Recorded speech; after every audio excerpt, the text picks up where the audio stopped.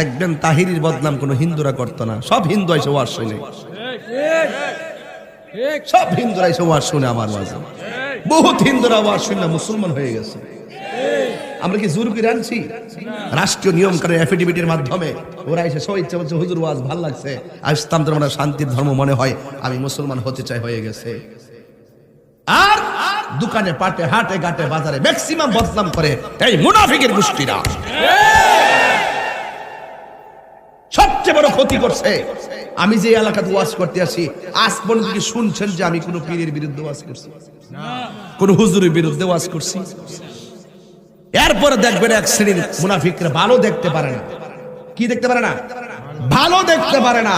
হাটে ঘাটে বাজারে বৈশা তাহিরির বিরুদ্ধে বদনাম করতেই আছে। আমাদের কিচ্ছু আসে যায় না। আমরা হুসাইনি পতাকা হাতে নিয়েছি, তোমাদের লাল চক্ষুকে ভয় করে কথা বলবো না। দুই হাত তুলে বলো ঠিক। তাহিরি বাবু তিনি যখন ইসলাম ধর্মের বক্তৃতা দেন তখন কারুর নামে, কখনো কোনো সনাতন ধর্মের নামে এক ছিটে ফোঁটা বাজে কথা বলেন না, কোনোদিন কাউকে অসম্মান করতে শুনি নাই। আমিও ওনাকে ভীষণ শ্রদ্ধা করি।